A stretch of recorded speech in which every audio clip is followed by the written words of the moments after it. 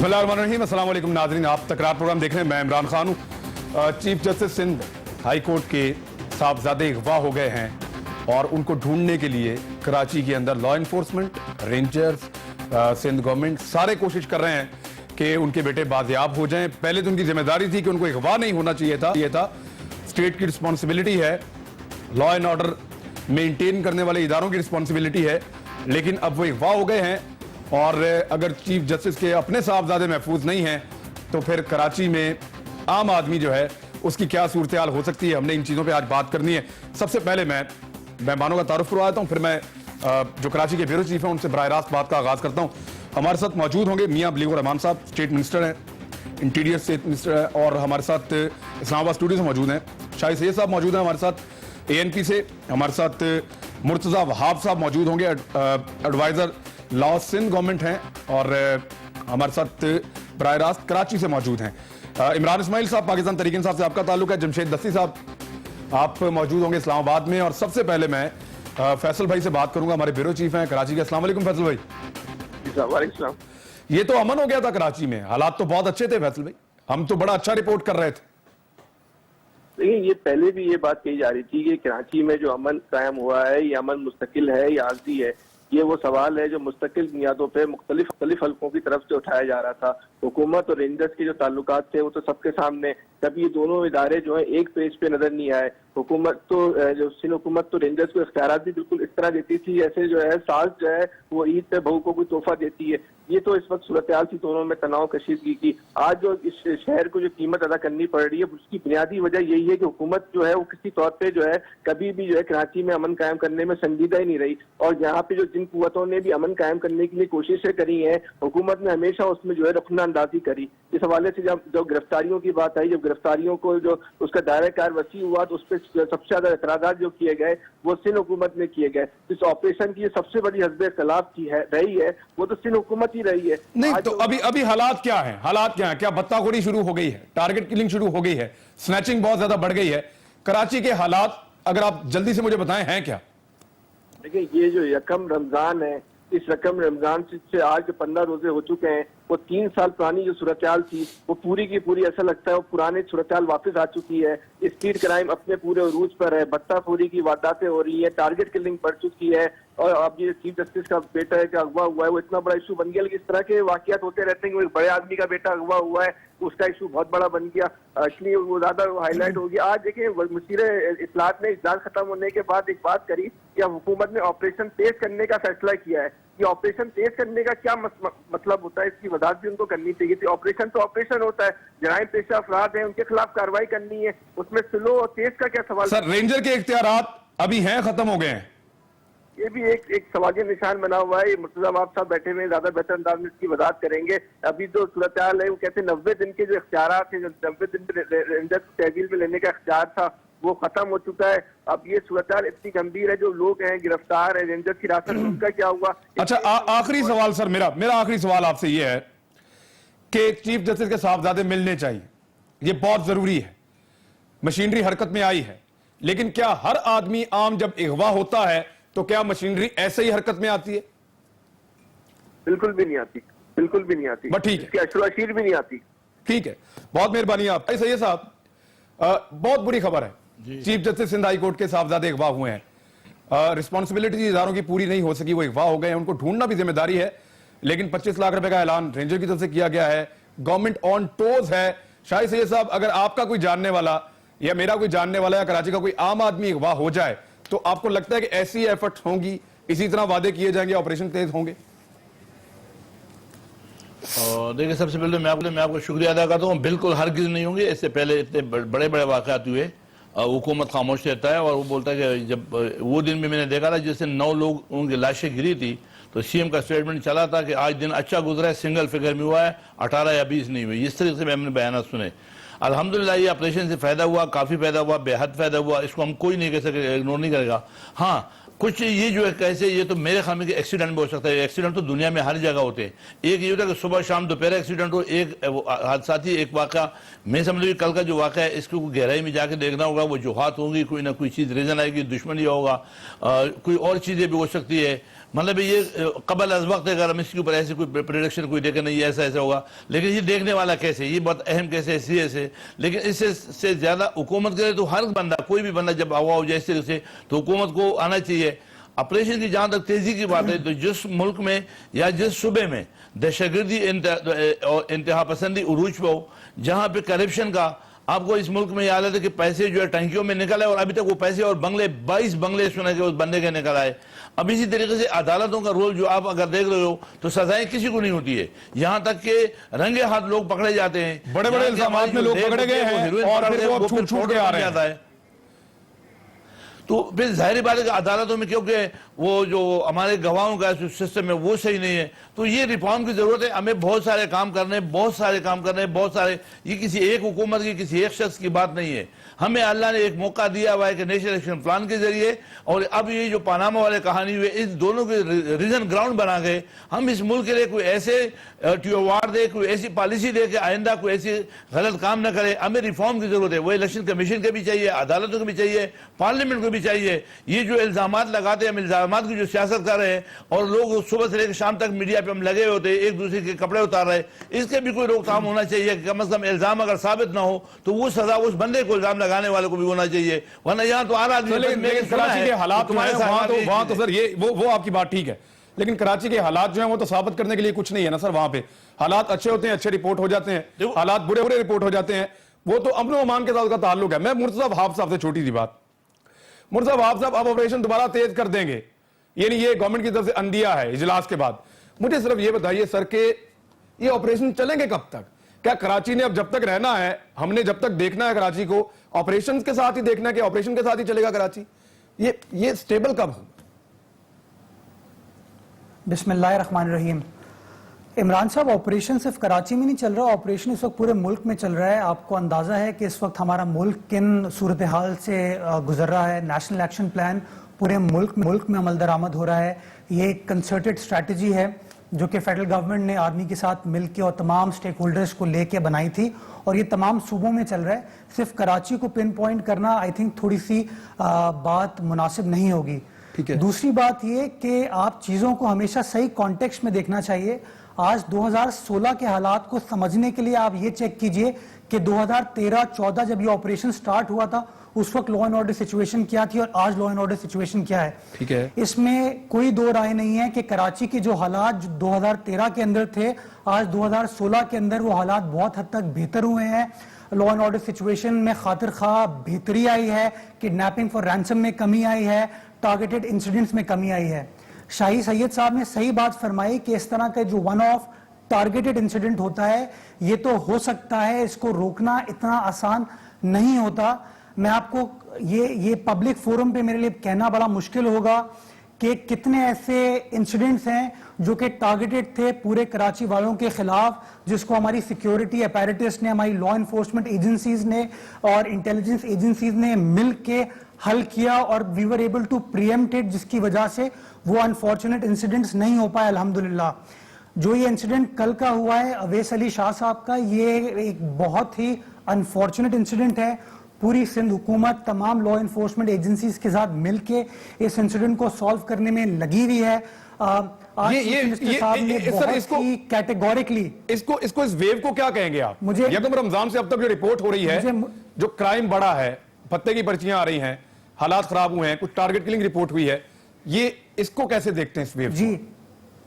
जी बिल्कुल इमरान साहब, ये कल जो है चीफ मिनिस्टर साहब ने इस बात का बड़ा सख्ती से नोटिस लिया था कि रमजान मुबारक के पहले अशरे के अंदर इंसिडेंट्स में इजाफा हुआ है, जिसकी वजह से आज मीटिंग कॉल की गई थी और बड़ी कंसर्टेड एफर्ट्स करने की डायरेक्शन सिंध पुलिस को दी गई है, पाकिस्तान रेंजर्स को दी गई है चीफ मिनिस्टर साहब की तरफ से, और ये एश्योरेंस दी गई है कि जहां कहीं भी उनको हुकूमती सतह पर मदद की जरूरत है, फंड्स की जरूरत है, वो हमें बताएं, we will provide those funds to them.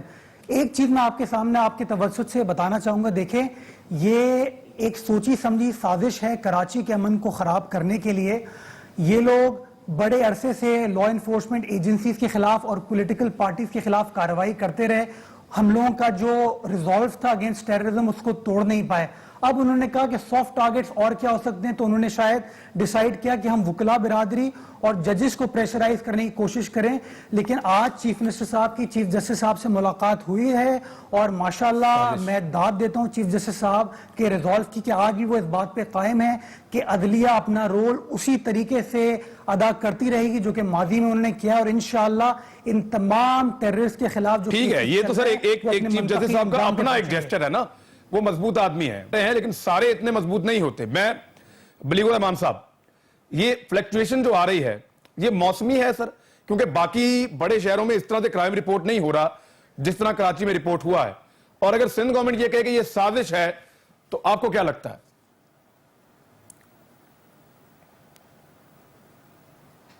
जी मियां बलीगुल रहमान साहब। मियां साहब मेरी आवाज आपको आ रही? चाहूंगा कि जी फरमाइए। जी मुझे तो आपकी आवाज आ रही है। फरमाइए जी। मैं ये अर्ज कर रहा था कि जिस तरह मुर्जा वहाब साहब ने कहा कि 2013 से अब तक हम जहां कराची में पहुंचे हैं, और उनकी ये बात तो ठीक है कि नेशनल एक्शन प्लान पूरे मुल्क में लागू है और ये वफाकी हुकूमत ने इनिशिएट किया, फौज और हमारे तमाम स्टेक होल्डर्स और तमाम सूबों और सबका ये प्रोग्राम है, सबकी ओनरशिप, सबके पास इसकी ओनरशिप है। लेकिन उसके साथ साथ मैं ये भी अर्ज करूं कि कराची ऑपरेशन इस नेशनल एक्शन प्लान से पहले शुरू हुआ था और उसमें प्राइम मिनिस्टर कराची गए, कैबिनेट को लेकर गए, वहां पर भी रेंजर्स और सिविल आर्म फोर्सेस और आर्मी भी और हमारी सूबाई हुकूमत भी सबको ऑन बोर्ड लिया और तय किया कि कराची जो पाकिस्तान का दिल है और पाकिस्तान को अगर हमने टेक ऑफ कराना है तो इसको बिल्कुल ठीक होना चाहिए। और जो वहाँ पे जो हालात थे, जो रोज लाशें गिर रही थी, जो ओवरऑल क्राइम की सिचुएशन थी, आज उससे बहुत ज्यादा बेहतर है। तो ये एक बहुत अफसोसनाक वाकया जो हुआ है, इसकी जितनी भी मजम्मत की जाए कम है। आज भी वफाक के तहत जितनी भी एजेंसियां और इदारे हैं वो भी सिंध हुकूमत की इमदाद कर रहे हैं। चीफ मिनिस्टर सिंध खुद इस मामले को देख रहे हैं और तमाम एक्टिवली काम किया जा रहा है। लेकिन मैं ये अर्ज करूंगा कि ये बहुत अफसोसनाक वाकया उस सब बेहतरी को नहीं वॉश आउट कर सकता जो शायद करने वालों के मजमूम मकासद हों कि हम एक इंप्रेशन दें, क्योंकि पाकिस्तान में डिस्टेबिलिटी, अनस्टेबिलिटी और डिस्टेबलाइजेशन बहुत से कुव्वतों का एजेंडा हो सकता है। लेकिन बहरहाल अभी तक मोटिव्स क्लियर नहीं है, चीज सामने नहीं आई, अखबार कंदों का नहीं पता। इंशाल्लाह जब उन तक पहुंचा जाएगा तो मोटिव्स क्लियर होंगे और मुझे उम्मीद है कि वो चीजें खुल के सामने आएंगी। तो अभी ये नहीं कहा जा सकता किसने किया है, लेकिन ये बात शाहिद सैयद साहब भी बैठे हैं, कराची से ताल्लुक है, कराची के लोग भी सब जानते हैं कि ओवरऑल कराची में अल्हम्दुलिल्लाह बेहतरी है। बहुत से जराइम बहुत फिनोमिनल हद तक कम हो चुके हैं। इसके बावजूद वेव्स अगर आई हैं और एक हफ्ते की हैं, बहुत अच्छी बात है कि चीफ मिनिस्टर सिंध ने नोटिस लिया है, लेना भी चाहिए और इसको अकॉर्डिंगली रिस्पॉन्ड करना चाहिए। और मैं समझता हूं कि हमारे इदारे जो अब बहुत बेहतर इस फ्रेमवर्क की वजह से काम कर रहे हैं, ये इसी तरह करते रहेंगे और पाकिस्तान बेहतरी की तरफ बढ़ेगा। सर नई वेव तो आई है और यकम रमजान से रिपोर्ट हो रहा है कि जराइम की शरह में इजाफा हुआ है। आज 15 रमजान हो चुके हैं। मैं सवाल सिंपल ये मैं दस्ती साहब से पूछ लेता हूं, क्योंकि दस्ती साहब से मैंने घड़ी वाला मामला जो है सागडार साहब वाला वो बाद में उस पर बात करेंगे। लेकिन दस्ती साहब, ये रेंजर जब तक वहां पे काम कर रही है तब तक अमन है। क्या आपको लगता है कि इदारे वापस इतने मजबूत हो गए हैं या इदारों की जड़ें बन गई हैं कि अब वक्त आ जाएगा, हम देखेंगे कि रेंजर्स बीच में से अगर निकल भी जाए या वापस चली जाए तो कराची में लॉ एनफोर्समेंट इदारे जो हैं वो वहां पे अपने अमान को कायम रख सकेंगे? क्योंकि ये वेव जो है ये अलार्मिंग है, वापस बता रही है कि किसी वक्त भी जराइम शुरू हो सकते हैं, नए गैंग बन सकते हैं, रिपोर्ट हो रहे हैं। बिस्मिल्लाहिर्रहमानिर्रहीम। शुक्रिया इमरान भी। गुजारिश है कि आपको तो पता होगा जब कराची में रेंजर ने ऑपरेशन शुरू किया तो उसके बाद जो बड़ी जमातें थी सिंध की, उन्होंने क्या रवैया अख्तियार किया और ख़ासकर सिंध गवर्नमेंट का क्या रवैया था, उनके अख्तियारात के हवाले से क्या था। और उन्हें दुख लगता है कि ये मुखलिस होते, हुकूमत सूबाई हुकूमत मुखलिस होती तो ये पंगा ना करती। इस वक्त जो है ना बड़े सीरियस केसेस चल रहे हैं और इन सिंध गवर्नमेंट को और जो सिंध की दो बड़ी जमातें उन्हें शिकवा है हाई कोर्ट पे, सिंध हाई कोर्ट पे और बाकी अदलिया पे कि हमें रिलीफ नहीं मिल रहा। क्योंकि आपके इल्म में है कि कराची की जो सिंध की जो बड़ी जमातें हैं गैंगवार में मुलविस हैं, क्राइम में मुलविस हैं और यकीनन एक अफसोसनाक वाक़या है। मैं सब चीफ जस्टिस साहब सिंध हाई कोर्ट से इजहार हमदर्दी करता हूँ, दुख का इजहार करता हूँ, मगर हमारा जो पॉलिटिकल कल्चर है सिंध का, वो इस क्रिमिनल जितने भी जुर्म हुए उसकी वो सरपरस्ती करता है। पुलिस में जो भर्तियां हुई, जो ऑफिसर लगाए गए, और अभी भी मैं ये क्लियर, मेरा दिल मानता है कि इसमें सिंध की जो बड़ी जमातें हैं, जो क्रिमिनल जुर्म पेशा जमातें, उसमें सिंध हुकूमत भी शामिल है। इनकी नाकामी है और इनकी नालायकी है। सिंध की ये मगरमच्छ के आंसू बहाने के बजाय चीफ मिनिस्टर सिंध को रिजाइन करना चाहिए था, और वो नाकाम हो चुके हैं, और ये कोई अमल नहीं हो सका। रेंजर के लिए भी ये मुखलिस नहीं है, हुकूमत कोई रेंजर के साथ तामन करने को तैयार नहीं है। रेंजर तो मुल्क के लिए उन्होंने काम किया और काफी बेहतर कार्य है, मगर अभी भी वो अमन कायम नहीं हो सका, जिसकी मेन जो बड़ी सिंध की जो बड़ी जमातें हैं वो क्रिमिनल जुर्म पेशा लोगों की सरपरस्ती भी कर रही हैं, करा भी रही हैं। और दोनों पार्टी देख लें, पीपल्स पार्टी है या MQM है, दोनों पे इतनी सीरियस इल्जामात हैं, और इन पे करप्शन देखें या उजैर बलोच देखें या MQM का किरदार देखें, तो ये बड़ी दास्तान है जो संजीदा नोएत के इल्जामात हैं, बल्कि स्टेटमेंट्स भी आते हैं और वीडियोस होती हैं, उसमें भी खासी लेदे हो रही है। मुझे एक ब्रेक लेने दें। मुर्जा वहाब साहब के लिए सवाल कि रेंजर्स की इस वक्त क्या कानूनी हैसियत है सिंध में, क्या एक्सटेंशन हो चुकी है, नहीं हुई है, हमें जरा कंफर्मेशन दे दें। एक ब्रेक के बाद उनसे लेंगे। इमरान इस्माइल साहब हमारे साथ मौजूद होंगे, उनसे बात करेंगे, हमारे साथ ही रहें।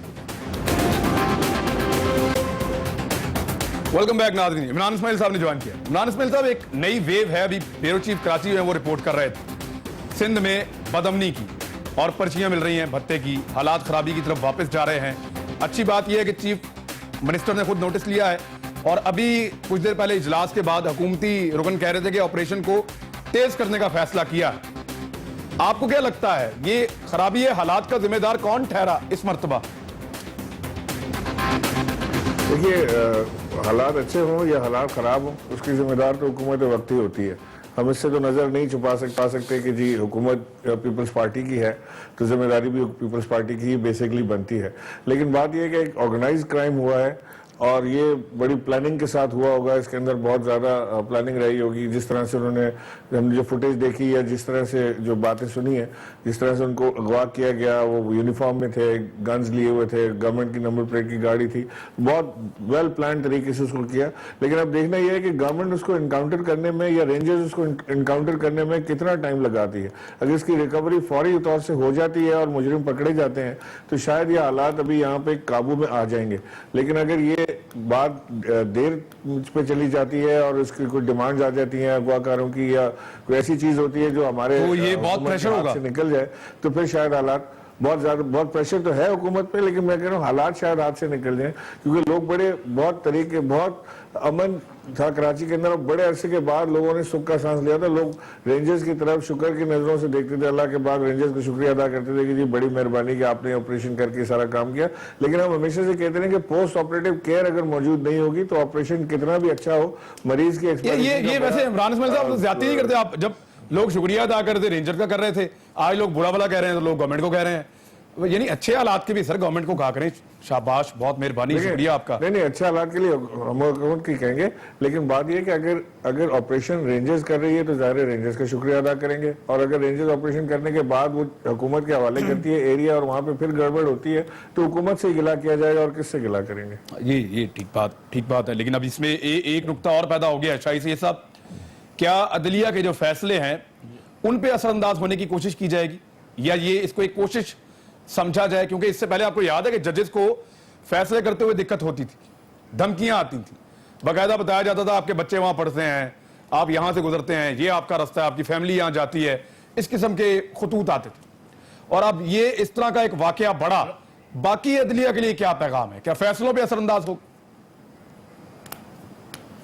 इमरान खुदा करे कि ऐसा ना हो, अल्लाह खैर खैरियत करे, अल्लाह करे कि वो बच्चा पहले तो यही है कि ऐसा ना हो। मैं ही समझता हूँ जो आपने बात की, हमारे कराची शहर में सारी चीजें हुई है, बाकायदा जज ने लिखा हुआ है कि मैं जो भी लिख रहा हूँ, हालांकि जो मुल्जिम बोलता है कि मैं कातिल हूँ, मैंने कत्ल किया, वो बोलता है कि ये बोल रहा है कि मैंने कत्ल नहीं किया। उनको घर पे थ्रेट दे करके उसे बोलो कि मैं तो बोलूंगा कि मैंने कत्ल, मगर आप लिखोगे नहीं, कलम नहीं चलते थे। ये कराची की अदालतों में हुआ है, और लोग मतलब वकला को जिंदा जलाया गया, वकला के साथ जो हुआ है वहां पे आम लोगों के साथ हुआ, वहां शिया मरा, सुन्नी मरा, महाजर मरा, पठान मरा, पंजाबी मेरा, हर पार्टी का लोग मरे। तो ये सब चीजें वहां पे गुजरी है। लेकिन अल्हम्दुलिल्लाह आज इस वक्त वो पोजीशन नहीं है ये जो कल का एक्सीडेंट है ये मैं समझता हूँ बड़ी प्लानिंग भी है। कोई वजूहात सामने आ जाएंगे तो टाइम लेगा, इतना जल्दी नहीं होगा, लेकिन अल्लाह खैर करे। मैं ही समझता हूँ कि इस वक्त हम सब कुछ हम यकसूर है, यकवाज हुआ है, ये जो भी हुआ है गलत हुआ है, और हम सब ने मिल करके और आवाम से भी अपील है कि वो हिम्मत पकड़े। अगर किसी को क्लू मिलता है, किसी को रास्ता मिलता है, तो वो इदारों के साथ फिर ट्रस्ट करे। ये हमारा मुल्क है, हमारा इदारा है, कराची है तो हम है। तो मैं समझता हूँ कि हम सबको भी, आवाम को भी थोड़ा हिम्मत करना पड़ेगा। मतलब मसलहतों में ये मुल्क चला है, मजीद मसलहत है और बर्दाश्त नहीं करनी है। जो काला है वो काला है, जो सफेद है वो सफेद है। यहाँ पे इस शहर में जो कातिल होते थे उनको तो मनस्टिया मिलती थी, वहां को तो गवर्नरशिप मिलता था, यहाँ तो कातिलों का मतलब बादशाह होती थी। तो ये जो मसलहत हमने पहले की, लोगों का अदालतों पर एतमाद नहीं है, ट्रस्ट खत्म है, अदालत पे ट्रस्ट नहीं है, पुलिस पे एतमाद नहीं है, पुलिस अभी भी कैपेबल नहीं है। खुदा करे कि पुलिस से सियासत निकल जाए। कैपेबिलिटी पुलिस की बढ़ानी तो पड़ेगी ना। आदमी है, ईमानदार आदमी है, मगर उसके पास इख्तियारात नहीं है। ये मैं बता दूं कि जो मौजूदा आईजी वो इसकी ईमानदारी भी शक नहीं है, उसके पास इख्तियारात क्या है, कुछ इख्तियारात नहीं है। लिहाजा हमें इख्तियारात देना चाहिए। हमने जितना भी करप्शन करना था वो कर लिया, अब खुदा के लिए बंद करना चाहिए। अब हमें वो फैसले करना चाहिए जो कौम खुश हो जाए। कौम को कुछ देने के लिए आज हमें सही फैसले करने हैं, कड़वे गुड़ पीने। ठीक है, मैं मियां बलीगुर रहमान साहब जी, आम आदमी के तहफ़्फ़ुज़ के ऊपर इमरान साहब, मैं वापस मैं जरा मियां बलीगुर साहब से गुजारिश है। इमरान जी फरमाइए। हाँ, गुजारिश है, मैं ये बात क्लियर करना चाहता हूं कि इसको इधर उधर ना ले जाएं। इनके दो जो अगवाकार है, एक दुबई में बैठा और अवैध शाह साहब मिल जाएंगे। इनके पीछे कोई ऐसा कोई मामूली मसला नहीं है। और सर ना करें, पार्टियों को ना करें, आपके पास सबूत नहीं है, आप इल्जाम ना लगाएं। कह रहा हूं कि जो नहीं, मैं क्लियर कह रहा हूं, इनके जो पीछे जो कुछ हो रहा है बहुत बड़ा हाथ है, और इसको हम जो है ना मामूली ना समझे, और इसके लिए बहुत कुछ ये अपने अंदाज से मनवाएंगे। बिल्कुल गलत है, ऐसा इल्जाम नहीं होना चाहिए। नहीं चलें, ठीक है, मैं इसको यहाँ रोक लेता हूँ। बेहतर ये इसको यहाँ रोक ले। मैं दूसरी बात मियां मलिक साहब से, मियां मलिक साहब, पाकिस्तान में आम आदमी का तहफ़्फ़ुज़ जो है वो एक सवाल के तौर पे है। यानी लोगों को अपने तहफ़्फ़ुज़ का एहसास एक सर्टेन टाइम पीरियड में होता है, उसके बाद लोग कहते हैं कि फिर गैर महफूज हो गए। अब ये अदलिया के ऊपर जो अटैक हुआ है, इसको अदलिया के ऊपर अटैक के तौर पे देखा जाएगा। एक चीफ जस्टिस के साहबजादे को अगवा किया गया है। अब पूरे पाकिस्तान में ये कितना इफेक्ट करेगा अदलिया को, उनके फैसलों को, और इफेक्ट ना करे उसके लिए गवर्नमेंट को इमीडिएटली, सूबाई हुकूमतों को और आपको क्या करना है सर? देखिए इमरान साहब, बात यह है कि आप इस के मोटिव्स क्लियर नहीं है कि ये अटैक जो है उसकी निशाना या टारगेट जो है वो अदलिया है, या वो कोई रैंसम फॉर ये ऐसी अगवा है जिसमें रैंसम चाहते हैं, या वो हुकूमत की कोशिशों पर पानी फेरना चाहते हैं और हमारे लॉ एनफोर्समेंट एजेंसीज और हमारी सिविल आर्म फोर्सेस की कोशिशों पर पानी फेरना चाहते हैं, या वो लोगों का एक सुकून बर्दाश्त एक तबाह करना चाहते हैं। लेकिन एक बात वाज़ेह है कि चूंकि वो सुप्रीम कोर्ट, अपने हाई कोर्ट के चीफ जस्टिस के बेटे हैं, तो इस हवाले से आप सब मीडिया, अगर आम आदमी का बच्चा अगवा होता तो ना आप प्रोग्राम करते, ना आप उसकी खबर चलाते, ना आप उसको ग्लोरीफाई करते। लेकिन इसको आपने इतना ज्यादा, क्योंकि अहम चीज है, आपने बताया, तो उनका ये मकसद हल होता है कि तमाम लोग एक बेसुकूनी में आए कि अगर चीफ जस्टिस का बेटा भी है, और ये बात भी ठीक है कि वो अगवा हुआ और सब लोग जो है। लेकिन हमें तमाम साथ जहां जहां ये कमी है, मैंने पहले अर्ज किया कि अरे तो मैं इंतहाई मादरत के साथ, मैं इंतहाई मादरत के साथ, आप you are state minister sir, but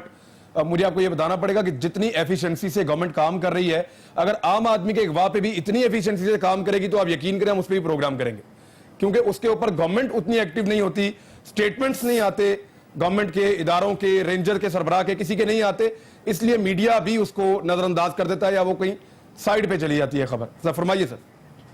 चले, मैं आपसे एग्री नहीं करता, क्योंकि ये चीज पहले शुरू होती है, वो शुरू होती है, पहले खबर होती है, और खबर आप कभी भी उसकी इतनी तरह नहीं देते, और पूरी दुनिया में इसी तरह होता है कि कोई अगर इस तरह की शख्सियत के ऊपर कुछ हो जाए तो वो ज्यादा खबर बनती है। ठीक है, बहरहाल तो, लेकिन ये इसीलिए ऐसे काम लोग करते हैं, उनको प्लान करके अपने आप को ज्यादा रिस्क में डाल के करते हैं, ताकि वो ज्यादा से ज्यादा खबर बने, और ज्यादा खबर बनेगी तो ही उनका मकसद हल होता है, और वो उनके मकासद का ये हिस्सा होता है। सर मैं गवर्नमेंट का पूछ रहा हूं आपसे, ये गवर्नमेंट क्या करेगी? अब गवर्नमेंट ने जुडिशरी को एक एहसास भी दिलाना है ना गवर्नमेंट मैंने आपसे पहले भी अर्ज किया कि गवर्नमेंट पूरी कोशिश कर रही है। आप देखें, जो पहले 100 लाशें अगर खुदा ना खास्ता रोज गिरती थी, या 200 गिरती थी, या 500, वो आज अगर कम हुई है तो सबको रिलीफ है ना जी। उसमें आम लोग भी होते थे, खवास भी होते थे। अगर पहले यहाँ पर किडनैपिंग होती थी, उसमें पॉलिटिशियंस के भी होते थे बच्चे, अफसरों के बच्चे भी होते थे, आम लोग भी होते थे, अगर वो सब में कमी आई है तो ये सब गवर्नमेंट की एफर्ट्स हैं। ये रेंजर्स हमारे बहादुर जवान 28 सालों से वहां मौजूद थे, अपनी जानों का नजराना दे रहे थे, लेकिन वो फर्क नहीं आ रहा था। अब जब वफाकी हुकूमत में प्राइम मिनिस्टर नवाज शरीफ ने सब स्टेक होल्डर्स को इकट्ठा किया, हमारी सूबाई हुकूमतों ने साथ मिलकर काम किया, जब एक कंसोलिडेटेड एफर्ट आई है, सब मिलकर काम कर रहे हैं, political will थी। बहुत बेहतर हो चुके हैं। आप कह रहे हैं पॉलिटिकल विल जब सामने आई और एक पॉलिटिकल विल से चीजें बेहतर हो चुकी हैं। आप political will की बात कर रहे हैं इस तरह के वाकयात पूरी दुनिया में बिल्कुल नहीं होते, बाकी दुनिया में भी होते हैं। हमें बेहतरी अप्रिशिएट करनी चाहिए और इसको रिजॉल्व करने के लिए और तमाम हमारी है कि ये चीजें ठीक है। अब आप ये कह रहे हैं कि पॉलिटिकल विल की वजह से ये सारा कुछ हुआ है, तो मैं वापस चला जाता हूं मुर्तजा वहाब साहब के पास। मुर्तजा वहाब साहब, क्या किसी मसलियत का शिकार ऑपरेशन को करने की कोशिश की जा रही है? अदलिया के ऊपर इसके किस तरह के प्रेशर्स होंगे? आपकी गवर्नमेंट के लिए बहुत बड़ा चैलेंज है, लोगों को तहफ्फुज़ का एहसास आप दिलाने की कोशिश कर रहे थे, अब ये भी आपको करना पड़ेगा, और इल्जामात हर तरह के आ रहे हैं आपकी गवर्नमेंट के खिलाफ। अब इमरान साहब, 2-3 बातें इससे पहले की गई हैं, पहले मैं उसको रिस्पॉन्ड कर लूं, फिर आपके सवाल जी, क्विकली जरूर।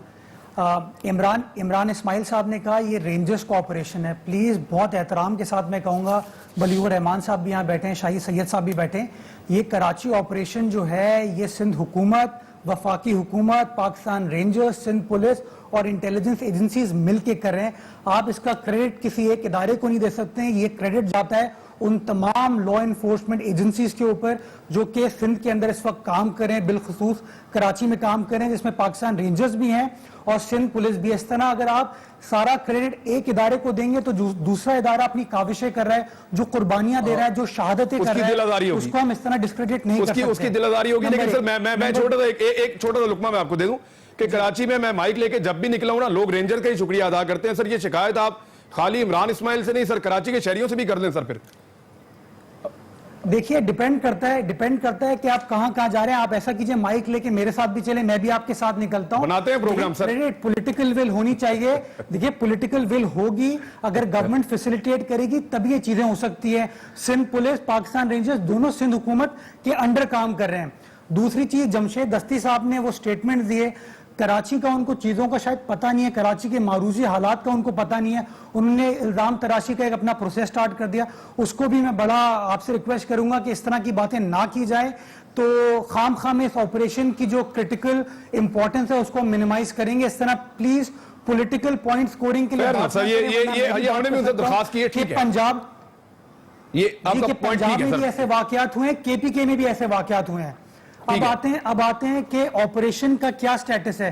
देखिए जी, वजीर आला साहब ने आज भी उस मीटिंग में आईजी साहब और डीजी रेंजर्स और इंटेलिजेंस एजेंसीज की मौजूदगी में इस बात को बड़ा कैटेगोरिकली कहा है कि ये ऑपरेशन जिस तरीके से चल रहा था उसी तेजी के साथ चलेगा।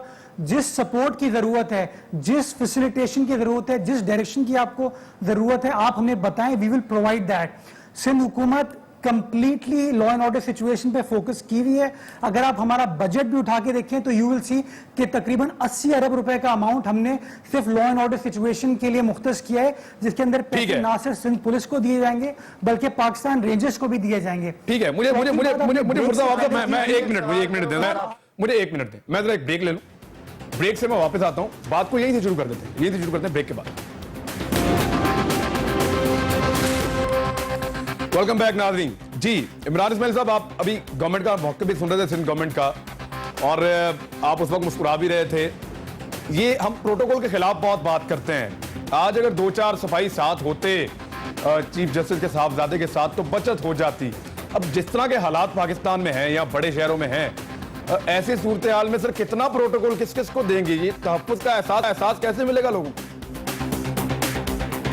देखिए, ये तो मुमकिन नहीं है कि प्रोटोकॉल तो नहीं मिलना चाहिए किसी को भी, लेकिन 12 सिक्योरिटी और प्रोटोकॉल दो अलग अलग चीज़ें, ये अलग एक बहस है।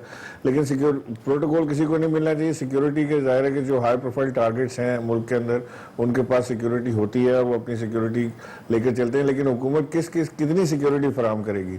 ये तो total law and order situation अगर आप काबू नहीं करेंगे तो आप जितने भी पुलिस वाले रख लें, जितने भी रेंजर्स ले आए, आप सिक्योरिटी प्रोवाइड नहीं कर सकते। नाइजीरिया में आपसे ज़्यादा क्राइम रेट है और आपसे ज्यादा पुलिस वाले वहाँ पे भर्ती हैं, वहाँ आपसे ज्यादा फौजी वहाँ पर हैं, लेकिन क्राइम रेट आपसे बड़ा है, इसलिए कि वो law and order situation government जो है, हुकूमत वक्त जो है वो इम्पोज नहीं कर पा रही किसी सूरत भी। इसी तरह पीपल्स पार्टी की गवर्नमेंट को सिंध में और बिलखुसूस अर्बन सिंध में कराची को प्रायोरिटी देते हुए फोकस करना पड़ेगा लॉ एंड ऑर्डर के ऊपर। ये खाली पैसे मुख्तस करने से नहीं होता। पुलिस देखें, सर बंदों को सजाएं होगी तो लोग डरेंगे ना। इमरान इस्माइल साहब, बंदों को सजाएं होगी तो लोग डरेंगे ना।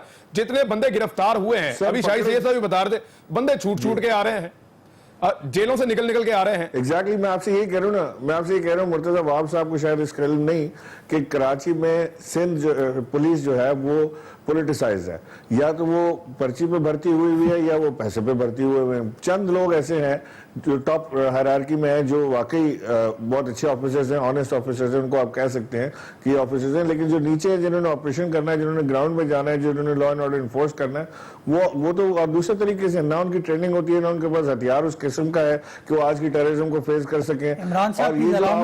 जी मैं इस पर रिस्पॉन्ड जरूर करना जी, मैं क्योंकि आऊंगा ही आपके पास। इसका जवाब तो सर आप दे दें कि आज अगर रेंजर्स को बीच में से निकालें तो सिंध गवर्नमेंट के अपने पल्ले क्या है सर? कराची को आप किस तरह महफूज रख सकते हैं? आपके इंस्टीट्यूशन इमरान, पहले मैं जरा सा वहाब साहब, इससे पहले कि वहाब साहब मैं थोड़ी बात कंप्लीट कर लूं। कराची में आप माइक लेकर ये वहाब साहब करें ना, आप मेरे साथ एरिया में चलें, किसी भी एरिया में चले जाएं, आप हर आदमी रेंजर्स का शुक्रिया अदा करता है। आप लियारी में चले जाएं, लांडी में चले जाएं, कोरंगी में चले जाएं, औरंगी में चले जाएं, सर कोई तो मिलेगा ना कायम अली शाह साहब का शुक्रिया अदा करने वाला भी। वाई क्यों क्यों करता है जी मुर्तजा वहाब साहब अदा क्यों करता है? वो इसलिए करता है।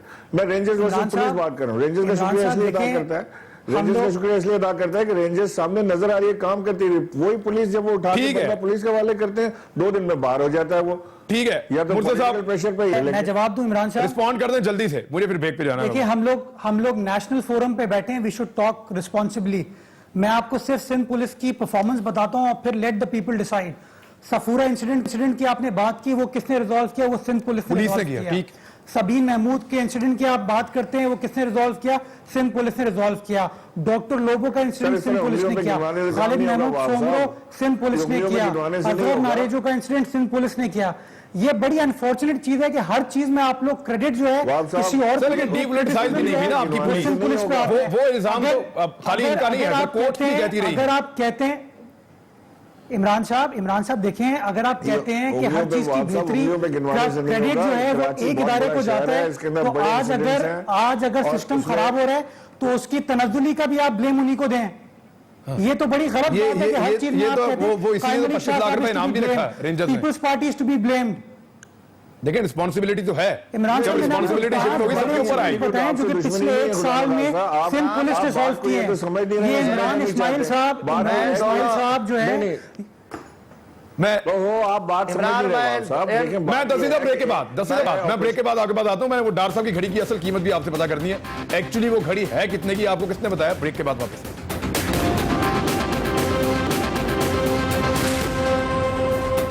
वेलकम बैक नाज़रीन। दस्ती साहब, आपने इल्जाम पहले भी लगाया, आपने इल्जाम अभी फिर लगाया कि 2 लोग हैं, एक लंदन में और एक दुबई में। आप इस तरह कह रहे हैं कि ये अगवाकारों का इनके पीछे हाथ है। मैं वो सवाल नहीं आपसे कर रहा, वापस दे रहे हैं, लेकिन हमने रिक्वेस्ट किया वापस देगा। अच्छा चलें, रिक्वेस्ट मानेगा। लेकिन आपने घड़ी वाला भी एक इल्जाम लगाया था इसहाक डार साहब को, उन्होंने घड़ी आपको दे दी सर, और अब आप कह रहे हैं कि वो अभी भी लाखों रुपए की है। ये है क्या? ये मामला क्या है सर?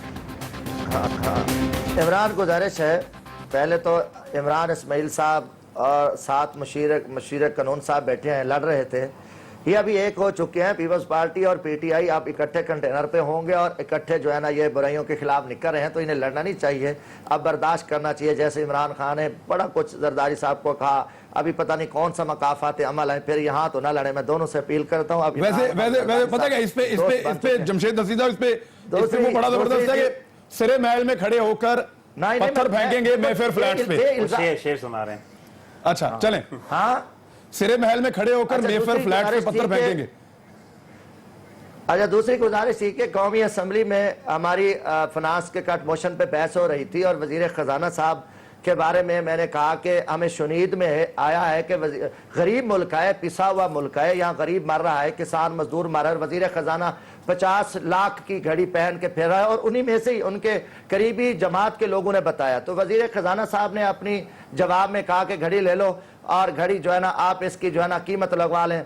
उसके बाद वो घड़ी स्पीकर साहब के पास है। आज एक MNA साहब है शाहजी गुल अफरीदी साहब, जो इनका ताल्लुक खैबर एजेंसी से, उसने 20 लाख रुपए उसके लगाए हैं। अच्छा। आगे स्पीकर साहब ने फैसला करें, उसकी हो सकता है कीमत बढ़ सकती है, और उसके बाद वो नहीं वो क्या इसहाक डार साहब की कलाई से उतरी है इसलिए महंगी हो गई है या वैसे ही महंगी है घड़ी? नहीं, देखो, अगर उसने 20 लाख जो लगाई है कीमत, इससे बढ़ सकती है, मगर वजीर खजाना साहब माशाल्लाह आपको पता है वो अरबपति लोग हैं और वो मामूली घड़ी तो नहीं पहन सकते। आपको भी पता है कि प्राइम मिनिस्टर साहब ने भी 8 करोड़ रुपए की घड़ी का इल्जाम आया था और बल्कि साबित भी हुई थी, और इनके एक MNA है 1 करोड़ 25 लाख की घड़ी उनकी चोरी हुई है, बल्कि डकैती हुई है। तो ये भी इसहाक डार साहब अरबपति है। 50 लाख की घड़ी या 8 करोड़ की बुलेट प्रूफ गाड़ी में फिरना कोई उनके लिए मसला नहीं है, क्योंकि देखे वजीर खजाना हो या MNA हो, हम कौम की प्रॉपर्टी है, हमारे ऊपर बातें होंगी, हम उनका जवाब भी देंगे और हमारी जिम्मेदारी बनती है। तो मैंने कोई आप बात किसी और तरफ, ये प्रोग्राम किसी और तरफ चला गया, तो मैं मियां मलिक साहब से यही पूछ, मियां मलिक साहब, प्राइम मिनिस्टर हाउस के जो बाथरूम है उन पे 22 मिलियन लग रहा है, और लाहौर में जो सरकारी अस्पताल है, और लाहौर के जो सरकारी अस्पताल है उनके बाहर बोर्ड लगे हुए हैं कि यहाँ पे चंदा जमा करवा दें, ज़कात जमा करवा दें। तो सर ये पॉलिसीज जब ऐसी होंगी तो लोग बोलेंगे तो सही ना सर, पूछेंगे तो सही आपसे। देखिए, जितनी रिकॉर्ड अमाउंट चाहे पंजाब में अगर PMLN की गवर्नमेंट है वहाँ पर एजुकेशन और हेल्थ के लिए रखी गई है, और वफाक में अल्हम्दुलिल्लाह आज जिस तरह पाकिस्तान सरकारी अस्पताल फिर भी चंदे पे चल रहे हैं। नहीं सर मांगे बोर्ड लगे हुए, दिखा दूं आपको, बाहर बोर्ड लगे हुए हैं सर, ज़कात जमा करवाएं, गरीबों का इलाज करना। आप गुजारिश सुने, आप पिछले कई सालों से अस्पतालों की आप अस्पतालों की स्टेटमेंट उठा के देख लें, जितनी ज्यादा उनकी अब ग्रांट्स में इजाफा किया गया है।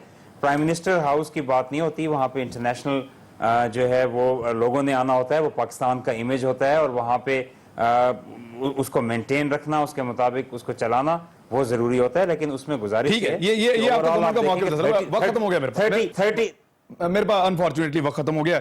आप मौके मुकम्मल करना चाहते थे, लेकिन बात यह है कि अभी भी लगे हुए हैं बोर्ड बाहर ज़कात के लिए रमजान में, कि आप पैसे जमा करवाएं सरकारी अस्पतालों में, लोगों का इलाज करना। अब तक के लिए इतना ही, अपना ख्याल रखिएगा, अल्लाह हाफिज़।